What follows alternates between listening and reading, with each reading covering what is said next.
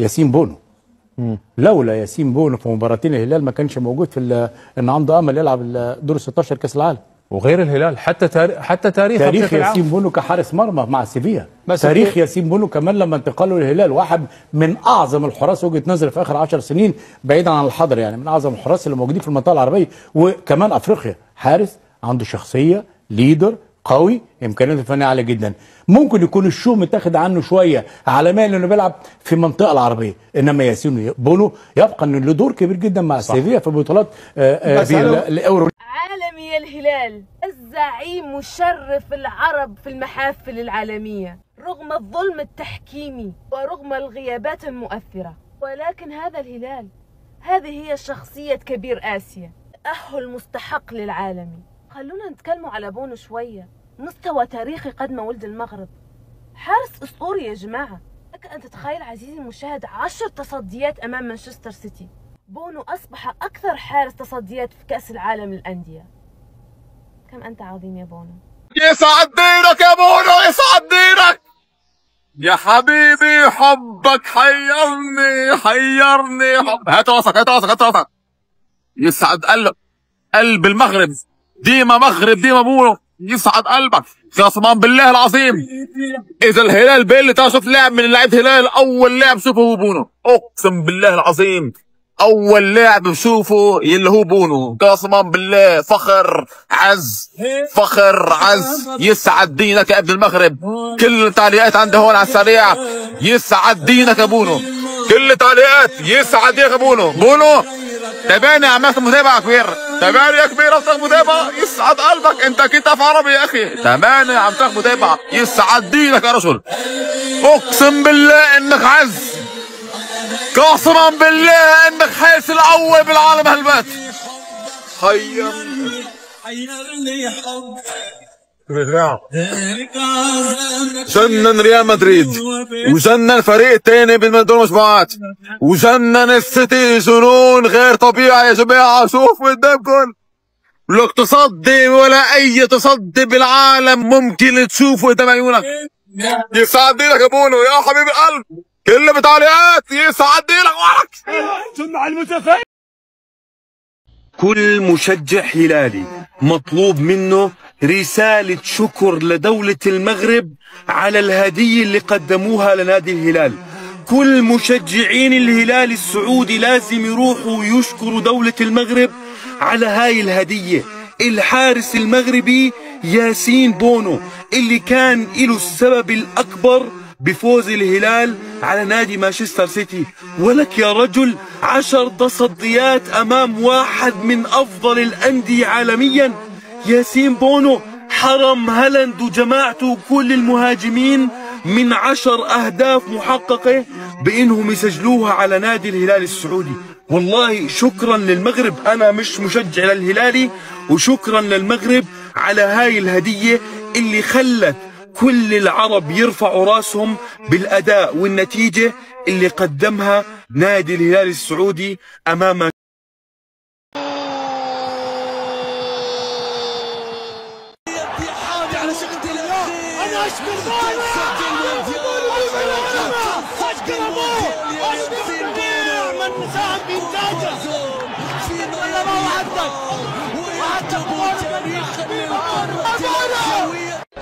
جوارديولا. هذه كرة اللعب إلى منطقة الجزاء. الله يا بونو اللي يواصل على التألق. حلوة بونو، أبعد الكرات الماضية. عنصر الأمان والاطمئنان، الثبات والأمان بالنسبة للهلال. Ha habido desde el factor Bono, que ha sido sensacional, sobre todo en la primera parte, me vais a permitir la broma que ya la hemos compartido a nivel interna. Llamándote Bono, ¿cómo no vas a dar un recital? YouTube, y luego jugadores como Koulibaly, que ha tenido un partidazo, además de marcar un gol.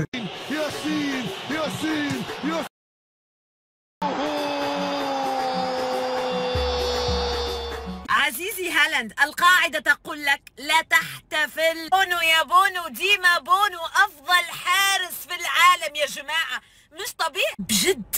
بونو الله يحفظك ويحميك، أكيد أسد من أسود المغرب يا جماعة، ليس بجديد. هذا الحارس العملاق اليوم جعل السيتي يبكون فعلا. تحدوا هذه الصعوبات بتكتيك معين، خدمهم هذا التكتيك. برافو يا بونو، برافو يا بونو، ما نغلطش في الحتت دي يا جماعه ابدا، ما نغلطش ابدا. طلع بونو طبعا لبره، لكن بونو حط جسمه. يا سلام يا بونو، يا سلام يا بونو، يا سلام. But also one more thing, goalkeeper of the tournament, Bono, please stay in Saudi, please. I don't want this in La Liga. I don't want this in UCL. Stay in Saudi. That's all I ask. Please. Prenez votre temps et regardez ce taré. Regardez, hein. Regardez. Yacine Bounou, qu'est-ce qu'il est vraiment parti foutre en Arabie Saoudite.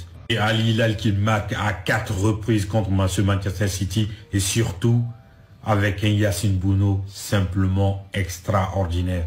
Ils sont partis chercher cette victoire. Ils l'ont mérité. Ayam Obama.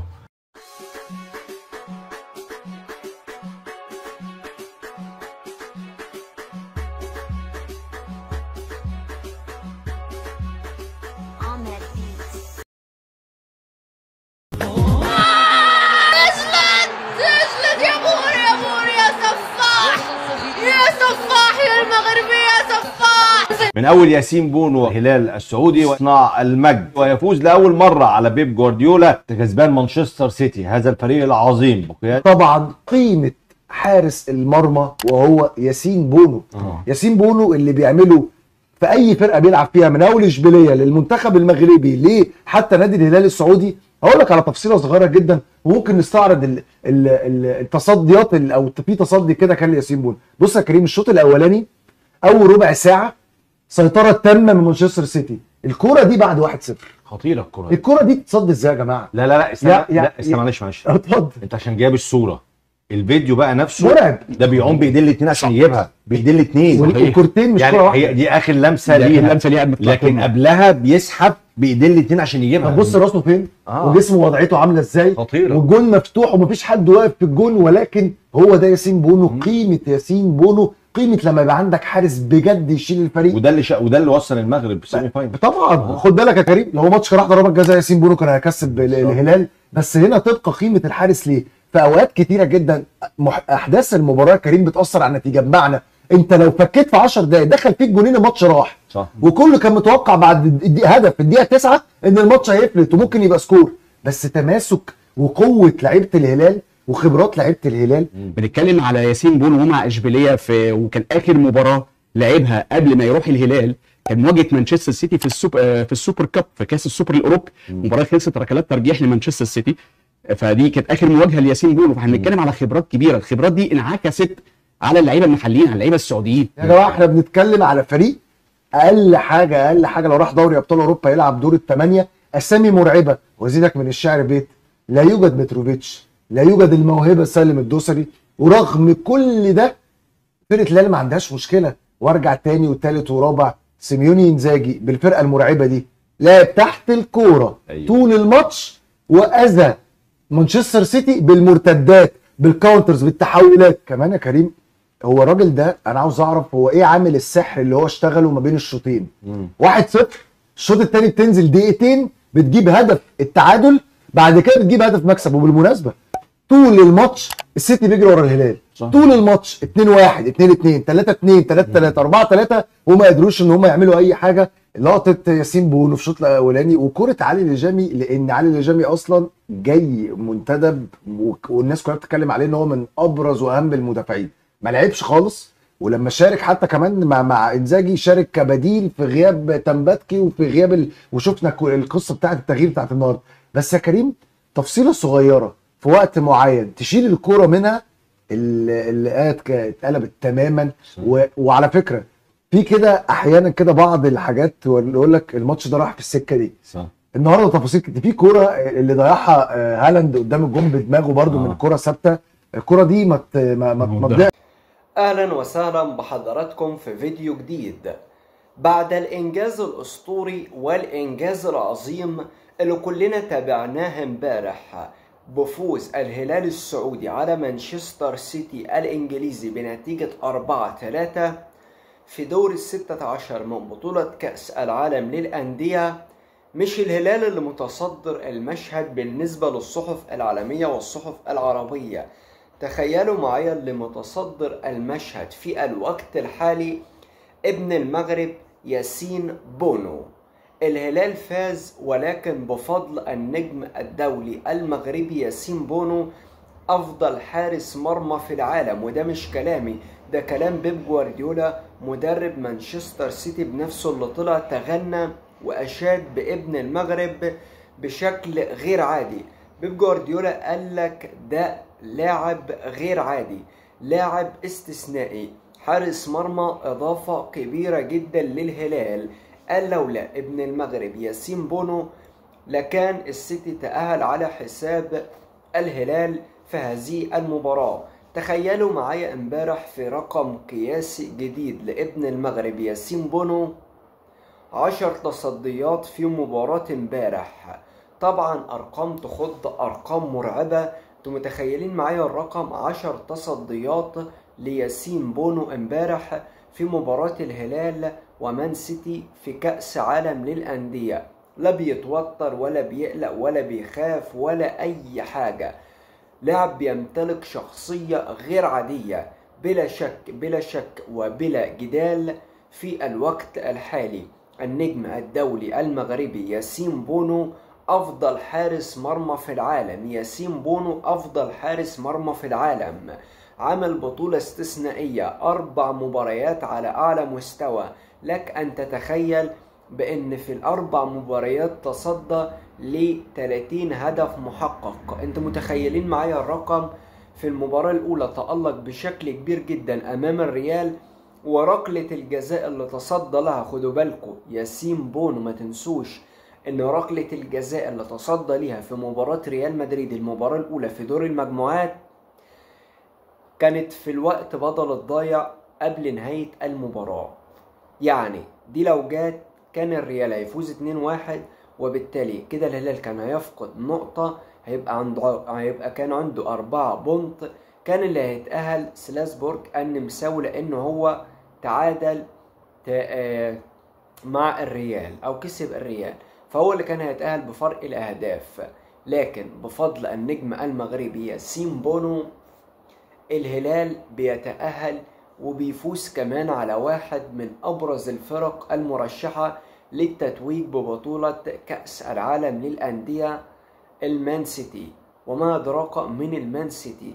فريق بيلعب بفرقتين، عنده فرقة على الدكة، عنده لعيبة غير عادية داخل الملعب، وعمل تدعيمات قوية جدا، جاب 5 صفقات عكس الهلال اللي جاب صفقة وحيدة فقط. ولكن الهلال قرر ان هو يعمل تغييرات من داخل الملعب ومن داخل الجهاز الفني، إقالة المدير الفني وجابوا مدير فني جديد عبقري إيطالي عمل نتائج مبهرة في الفترة الأخيرة مع الهلال في بطولة كأس العالم للأندية. خدوا بالكم الهلال بيلعب وهو عنده أهم 3 لعيبة في الفرقة مصابين. سالم الدوسري ده لوحده يعني حاجة غير عادية. تقريبا المهاجم اسمه تقريبا مالكوم أو سافيتش حاجة زي كده، المهاجم اللي هو أصلا بيسجل أهداف من نص فرصة هو مش موجود. سالم الدوسري أفضل لاعب في آسيا مش موجود. يعني مباراة فعلا للتاريخ بالنسبة للهلال السعودي اللي بيستعدوا بقوة أيضا لمباراة قوية أمام فلامينجو البرازيلي. أتمنى بأن الفرحة ما تأثرش على مستوى لاعيبة الهلال في المباراة القادمة، وبأن اللعيبة تقفل من دلوقتي وتركز. وأتمنى كمان أن المباراة بتاعت السيتي ما تأثرش على اللعيبة بدنيا، لأن صعب جدا أن أنت تلعب 120 دقيقة أمام فريق قوي جدا وعندهم لياقة بدنية غير عادية، وتيجي بعدها بيومين أو ب3 أيام تلعب مباراة تانية وانت عندك غيابات، وامبارح كان عندك كمان إصابات جديدة. فالظروف صعبة، ولكن كلنا ثقة في الهلال السعودي ممثل العرب وممثل آسيا وأفريقيا في هذه البطولة. الفريق الوحيد اللي أنا راهنت عليه بصراحة قبل البطولة وقلت هيعمل بطولة كبيرة. ليه؟ لأن هو معاه حارس مرمى كبير. وحطها قاعدة في دماغك، مفيش فريق كبير بدون حارس مرمى كبير. مستحيل تشوف فريق كبير بدون حارس مرمى كبير. لازم تركز في الجملة دي كويس. كل التحية وكل التقدير لابن المغرب المتألق والمبدع والمتواضع والجميل، زي ما انت عايز تقول قول لياسين بونو، وإن شاء الله يكون القادم أفضل للهلال السعودي في الفترة القادمة.